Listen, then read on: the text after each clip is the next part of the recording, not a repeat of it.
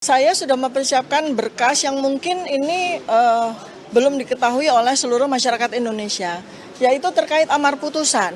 Jadi berkali-kali kami sampaikan di sini bahwa apa yang saya dan para advokat saya TPDT ini perjuangkan di pra-peradilan itu adalah tegaknya hukum.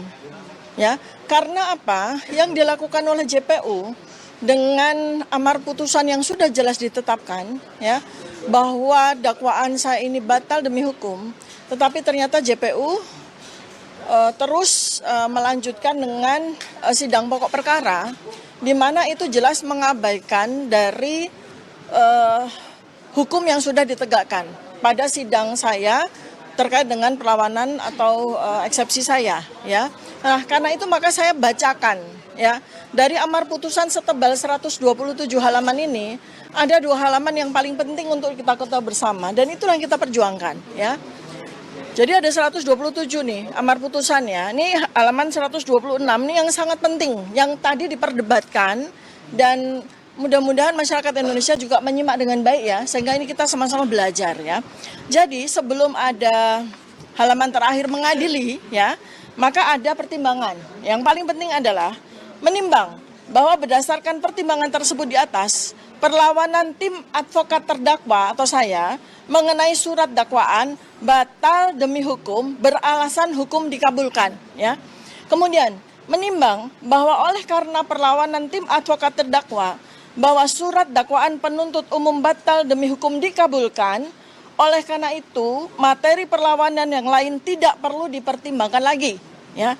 Kemudian menimbang bahwa oleh karena perlawanan tim advokat terdakwa diterima, maka pemeriksaan perkara ini tidak dapat dilanjutkan.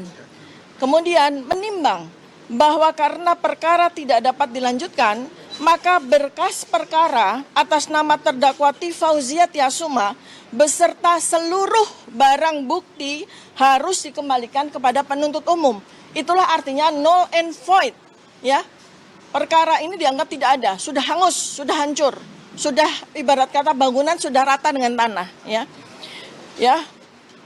Maka kemudian memperhatikan sebelum mengadili, ya, memperhatikan pasal 75 ayat 2 huruf B, ayat 3 dan pasal 206 ayat 1 Undang-Undang Nomor 20 tahun 2025 tentang Kitab Undang-Undang Hukum Acara Pidana atau KUHAP, ya. Maka, ya, ini keputusannya, ya, mengadili, menyatakan perlawanan dari tim advokat terdakwa dakwaan batal demi hukum diterima, ya. Menyatakan surat dakwaan penuntut umum nomor rek perkara PDM 133 dan seterusnya tanggal 22 Juni 2026 atas nama terdakwa T. Fauzia Tiasuma batal demi hukum. Memerintahkan mengembalikan berkas perkara ini kepada penuntut umum, ya. Nah, apa pentingnya pra-peradilan ini harus kami perjuangkan? Karena sesungguhnya JPU itu diberikan kesempatan, ya, yaitu di mana? Di pasal 206. Yaitu banding, nanti advokat kami akan menjelaskan, yaitu banding. Ini yang kami perjuangkan. Kalau Anda memang tidak puas JPU, silakan Anda banding. Kami siap untuk bersidang bukan di pengadilan negeri, tapi di pengadilan tinggi. Itu, ya. Jadi sekali lagi ini saya berikan penjelasan jelas kepada seluruh masyarakat Indonesia bahwa Dr. Tifa itu tidak mangkir. Dr. Tifa itu tidak lari. Tetapi kami mempertahankan apa yang jadi amar putusan ini adalah hasil hukum Indonesia. Nah, mengapa JPU justru menggunakan, ya, pasal 75 ayat 4 yang tidak ada di amar putusan ini? Artinya itu adalah pengabaian hukum. JPU sudah diberi kesempatan tidak digunakan, malah melakukan pengabaian hukum dengan menggunakan pasal 75 ayat 4 yang tidak ada. Nah, itulah yang disebut sebagai ignoratio legis, mengabaikan hukum. Ya, saya udah belajar hukum juga nih sama lebih pinter daripada iya, ignoratio legis namanya. Dan hal yang ketiga yang terpenting nanti akan disambung adalah begini. Pada saat sidang perkara saya sudah jalan selama 4 kali, lalu kemudian eksepsi saya diterima. Mengapa diterima? Karena sudah jelas pada dakwaan ini perlawanan kami dikabulkan karena terjadi 2 error. Satu adalah error in objecto, yang kedua adalah error in persona. Nah, kalau sidang yang diminta oleh JPU ini dilanjutkan, maka terjadi error yang ketiga, yaitu apa? Error in procedure. Jadi kalau sidang saya ini dipaksakan untuk jalan, ya, maka terjadi 3 error. Apakah kita membiarkan? Apakah kita membiarkan kesalahan demi kesalahan itu terjadi? Maka karena itu kami berjuang pra-peradilan ini. Begitu ya, teman-teman ya. Silakan dilanjutkan, Pak. Oke. Terima kasih. Jadi apa yang disampaikan oleh Dr. Tifa itu begini. Jadi kalau putusan setelah mengatakan batal demi hukum, itu artinya kalau penuntut umum itu akan memperbaiki surat dakwaan harus atas perintah atau atas kesempatan yang diberikan oleh hakim. Nah, sepanjang persidangan itu, sepanjang putusan disampaikan itu tidak pernah ada hakim memberikan kesempatan itu, dia langsung nyelonong aja memperbaiki. Jadi inilah yang disebut dengan pengabaian ketentuan hukum. Seharusnya menggunakan pasal 206, tapi dia langsung memperbaiki tanpa perintah hakim. Jadi itu materi dari pasal 75 ayat 4 itu hakim tidak pernah memberi kesempatan kepada penuntut umum untuk memperbaiki surat dakwaannya, namun dia melakukannya tanpa ada kesempatan yang diberikan oleh hakim. Itu saja poin dari saya. Silakan. Dengan adanya pra-peradilan yang sekarang ini berlangsung, sebetulnya yang paling ingin dicapai oleh kubunya Dr. Tifa itu apa sih? Yang ingin dicapai agar penuntut umum itu mengajukan banding atas putusan selah itu ke pengadilan tinggi gitu. Nanti akan kita lawan dengan kontra memori banding gitu, kan kita lawan di pengadilan tinggi juga begitu. Nah, itulah yang kami sebut dengan upaya hukum yang sesuai dengan ketentuan undang-undangnya. Tidak ada penggunaan 75 jasa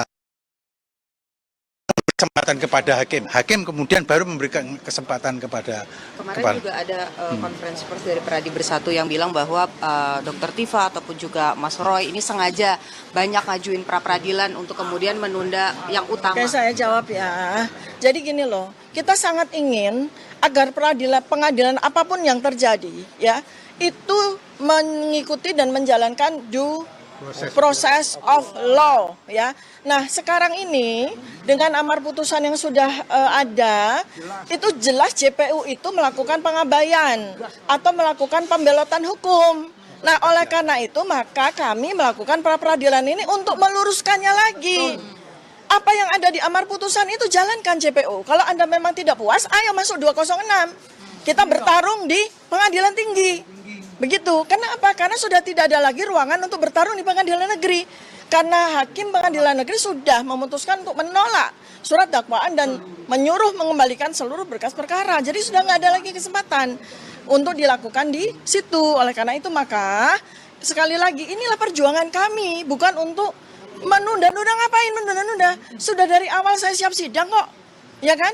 Sekarang kemudian setelah 4 kali bersidang di PN Jaktim hakim menyatakan kalau mau jalan lanjut perbaiki banding. Oh ya, ayo mari kita banding. Tinggal kasih saja saya alamatnya di mana itu pengadilan tinggi. Saya akan ke sana tepat waktu insya Allah. Ya. Kalau ada tuduhan, kami takut dengan pokok perkara. Kenapa penuntut umum takut banding? Gitu kan. Nah, lanjut. Sekarang Pak Al-Katir. Berkali-kali kan dikatakan bahwa ini adalah kepentingan hukum, kepentingan penegakan hukum dan sebagainya. Tadi terbukti ya, begitu ahli mereka itu kita tanyakan berbalik gitu. Semua berbalik, hanya pengembalian berkas sebagian, hanya dia seutuhnya dan sebagainya. Jadi pada saat kita bertanya, itu bahkan dia bilang bahwa di dalam pasal 79 ayat 4 itu dikatakan adalah kewenangan JPU. Padahal tidak, kewenangan hakim dalam memberikan kesempatan.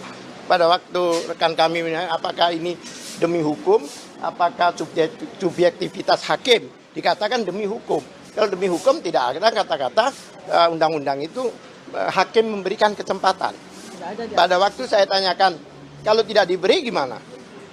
Nah, bingung juga dia jawab. Karena di dalam putusan itu ayat 4 itu tidak dituliskan. Ayat 4 itulah yang berbunyi memberikan kesempatan. Bahkan disinggung 206. Jadi sebenarnya baik Bu Tifa maupun Mas Roy ini tidak menunda-nunda. Yang dilakukan itu sesuai ketentuan KUHP yang baru. Ya kan? Buktinya diterima. Kalau gitu hakimnya ikut nunda, jaksanya ikut nunda kalau gitu. Semuanya ikut nunda. Tidak. Itu adalah ketentuan yang baru, memang demikian. Kalau memang keberatan dengan ketentuan yang baru, silakan bikin judicial review ke MK. Jangan menyalahkan kami gitu. Ya kan? Ini buruk muka, cermin dibelah. Ya, ini kan begitu. Ya kan? Kami tidak ada. Apa sih kita kasih arahan, silahkan kalau mau bertemu lagi dengan kami, lakukan perlawanan banding. Kami bukan lari, tidak banding. Karena ini bahayanya kalau ini dibiarkan, nanti akan terjadi, memang banyak orang, walaupun penegak hukum itu belum memahami KUHP baru ini, itu masalahnya gitu loh. Iya, ada yang demi hukum, ada yang subjektif hakim. Kalau memberikan kesempatan itu kan hakim memberi, proaktif berbicara. Ini lu gua beri kan begitu seharusnya. Tapi hakim kan tidak menyatakan itu. Ya kan? Itu masalahnya. Ya. Oleh sebab itu, batal demi hukum itu sampai dikembalikan dan sebagainya dianggap tidak ada. Kalau dianggap tidak ada, apanya yang diperbaikin? Kalau rumah contohnya ya, rumahnya nggak ada. Apanya yang diperbaiki? Ya, memang betul. Beberapa ahli mengatakan status Dr. Tifa ini sebenarnya udah bebas. Tapi masihlah memberi kesempatan jaksa untuk banding. Bayangkan, seharusnya udah bebas nih. Ya kan? Oleh sebab itu kita nanti akan lakukan perlawanan, bukan hanya perlawanan litigasi, kami juga akan lakukan non-litigasi. Bahwa semua stakeholder dalam penegakan hukum ini harus paham bahwa ada masalah seperti ini. Ya kan kayak kemarin. Jaksa tiba-tiba mengundang kami untuk sidang. Padahal di sini jaksa ikut sidang. Berarti jaksa ini melanggar hukum lagi. Sudah tahu ada ketentuan 163 ayat 1E menyatakan jika ada persidangan, ditunda. Pra-peradilan, Iya, maka pokok perkara harus ditunda. Dong jaksanya dari sini bersidang sama kita. Kok masih bisa cepat-cepatnya mengundang kami untuk bersidang di pokok perkara? Gimana coba? Kalau memang tidak paham, kami beri pemahaman. Iya, anggap aja ini 2 semester untuk mereka. Ya. Kalau 1 terlalu sedikit. Ya, saya sekali lagi ya, untuk terakhir ini, saya katakan bahwa pada pengadilan PN Jakarta Timur itu saya tidak mangkir ya. Saya ada di situ. Tetapi pengadilan berlangsung terlalu cepat sehingga saya tidak sempat. Ya, karena apa? Karena surat itu baru saya terima itu semalam sebelumnya. Sedangkan kami sudah siap-siap ongoing ya, OTW ke PN Jakarta Selatan. Ya, oleh karena itu kami tergopoh-gopoh semuanya ke PN Jaktim. Dan ternyata alhamdulillah hakim memahami bahwa kami sedang bersidang pra-peradilan itu di Jakarta Selatan. Makanya pengadilan berlangsung sangat cepat. Sehingga saya nggak sempat untuk masuk ke ruang pengadilan. Kenapa? Saya lagi menuju ke Jakarta Selatan disuruh ditarik ke Jakarta Timur.